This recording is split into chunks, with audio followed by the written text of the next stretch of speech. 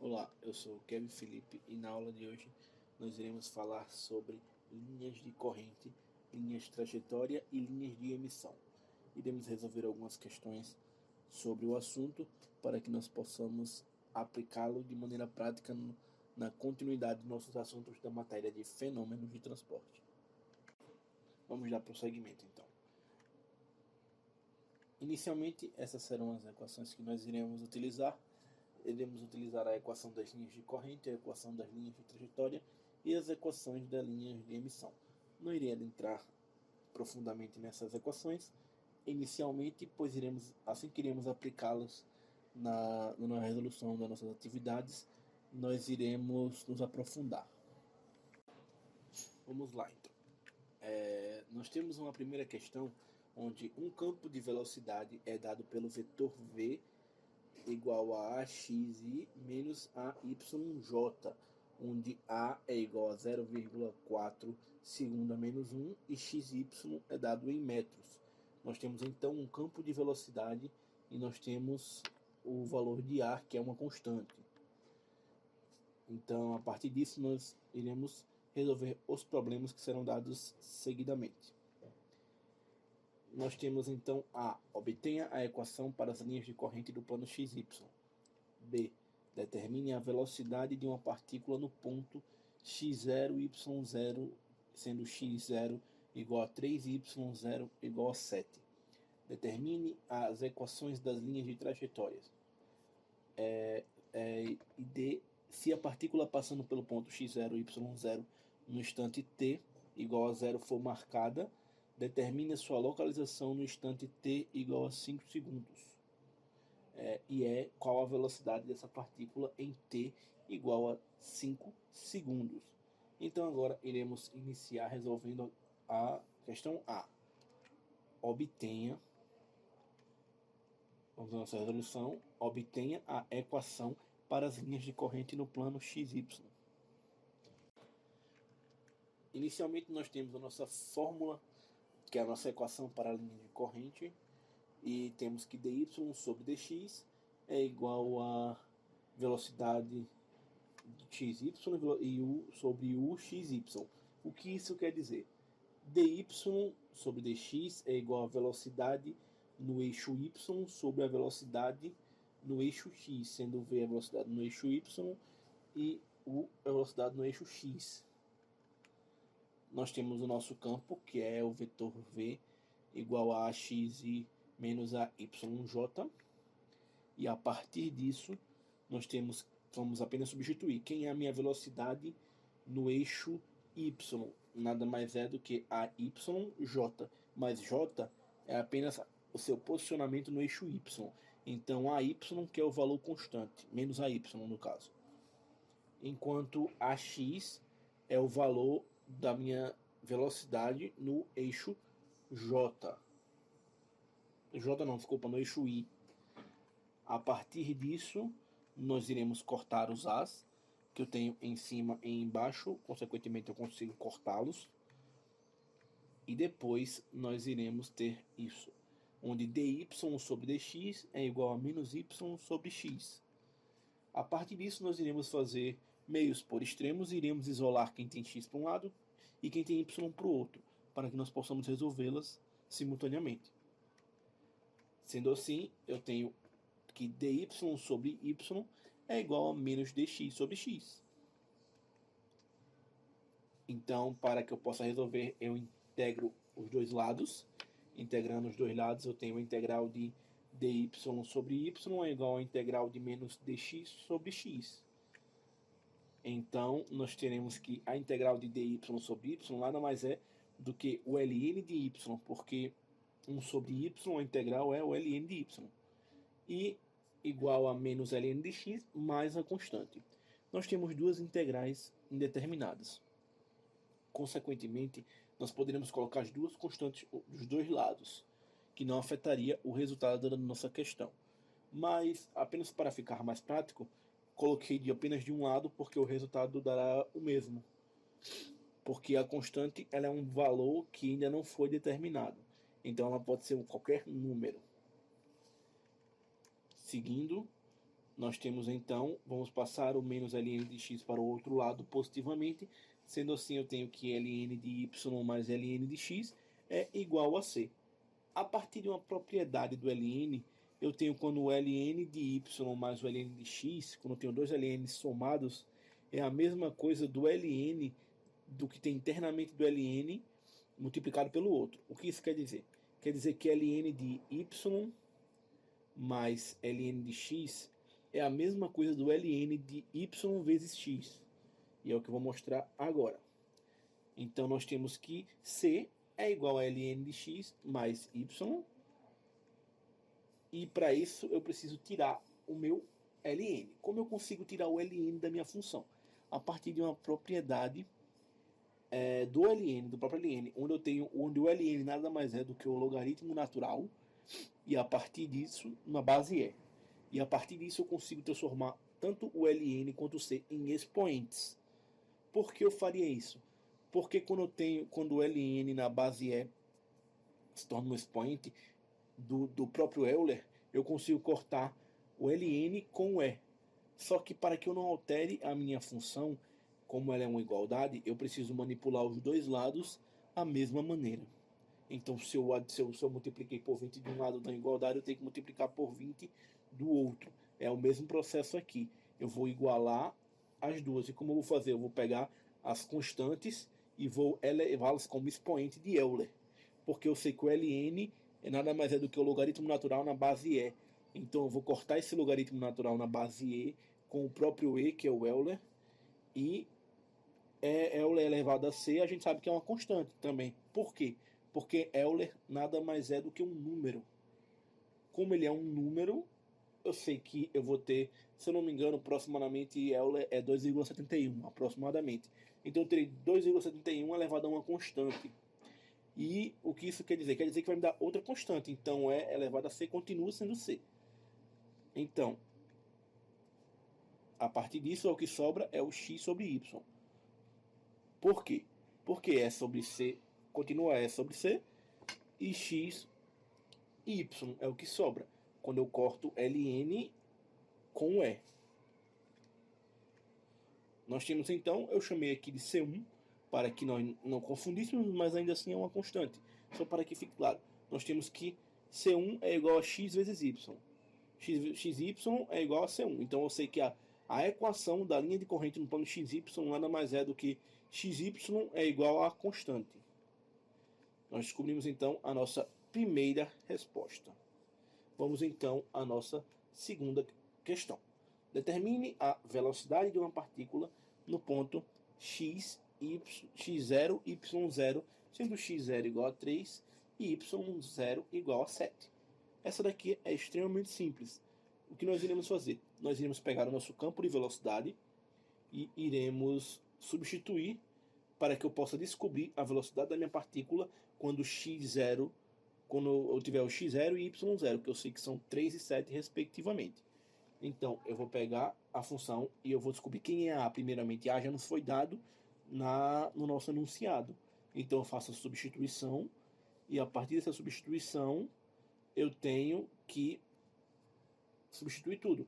O x eu sei que vai ser 3 e o y eu sei que vai ser 7. O a eu vou substituir por 0,4 e eu faço a minha multiplicação.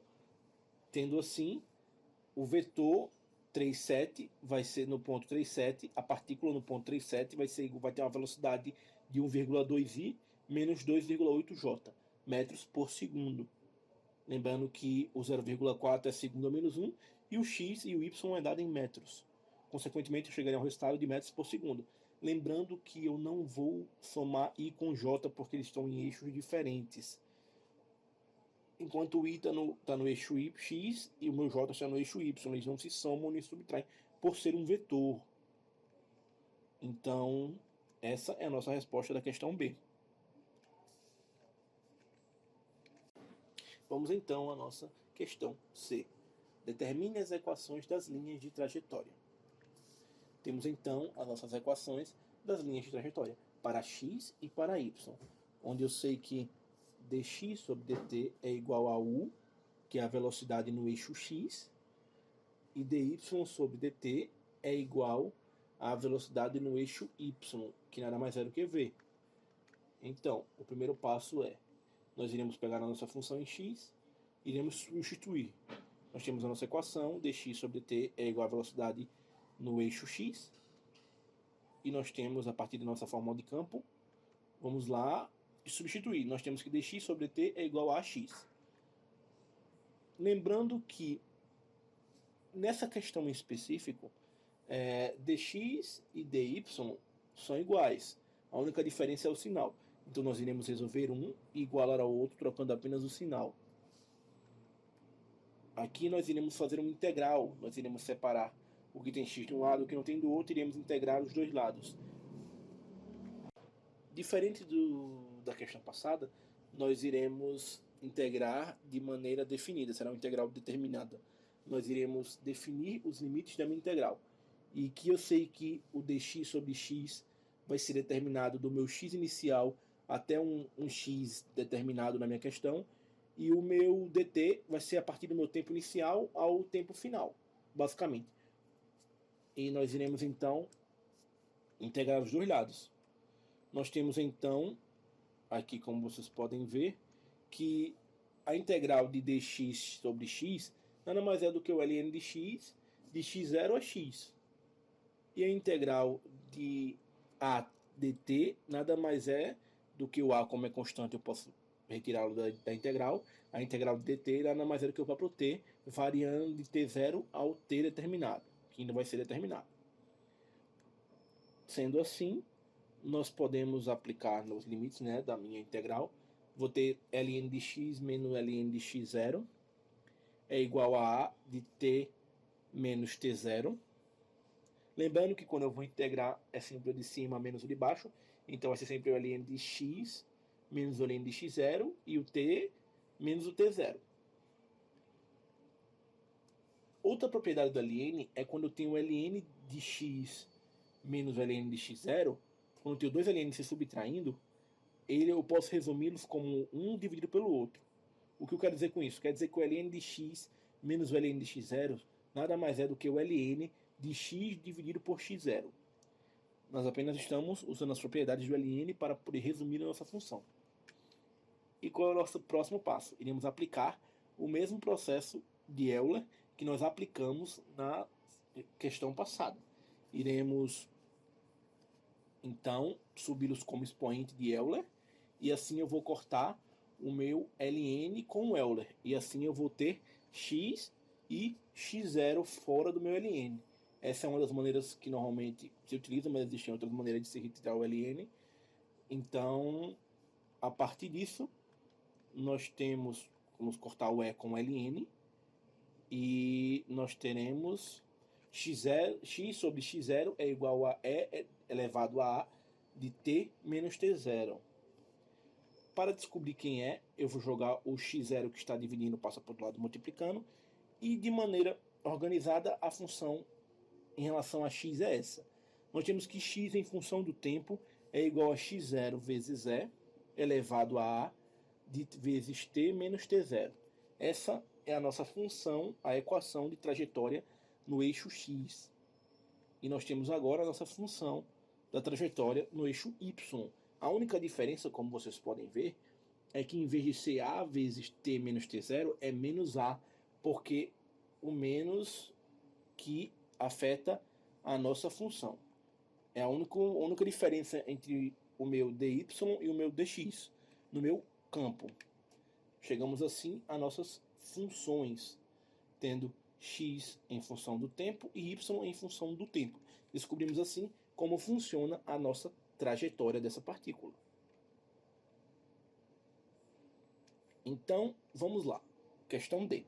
Se a partícula passando pelo ponto x0 e y0 no instante t igual a 0 for marcada, determine a sua localização no instante t igual a 5 segundos. Como nós iremos proceder? Nós iremos utilizar as funções que nós descobrimos na questão passada, que para que eu consiga determinar a localização de uma partícula, eu preciso saber a sua equação de trajetória, para que eu saiba como a trajetória dela vai funcionar, para que naquele tempo determinado eu consiga descobrir o seu ponto. Esse é um dos motivos de que x e y funciona em função do tempo. Nós temos então que o x0 e y0 é 3 e 7, respectivamente, e que A é igual a 0,4 segundos a menos 1. Vamos fazer a nossa primeira substituição. De x quando o tempo for 5 segundos. Eu sei que x quando o tempo for 5 segundos, eu sei que meu x inicial ele é 3, como nós temos essa informação aqui na questão, vezes E elevado a 0,4, que é o A, vezes 5, que é o meu T que eu quero, menos o meu T inicial. Quanto é o meu T inicial? T igual a 0, que foi nos dado na nossa questão. Faço os cálculos, 0,5 menos 0, 5, 0,4 vezes 5 dá 2, então eu tenho 3 vezes E elevado a 2, chegando a uma resposta aproximada de 22,17 metros. E o meu Y, nós temos Y5 é igual a 7 vezes E elevado a menos 4 vezes 5. Vamos apenas fazer a substituição e resolver. Chegando aqui, o Y é igual a 0,95 metros. O que isso quer dizer? Que a posição, a localização da minha partícula no instante 5 segundos é 22,17x e 0,95y. Vamos então resolver a nossa próxima questão. Qual a velocidade dessa partícula em t igual a 5 segundos? Nós temos o nosso campo de velocidade e a partir disso nós iremos resolver de maneira bem prática essa questão. Nós já temos todas as incógnitas resolvidas necessárias.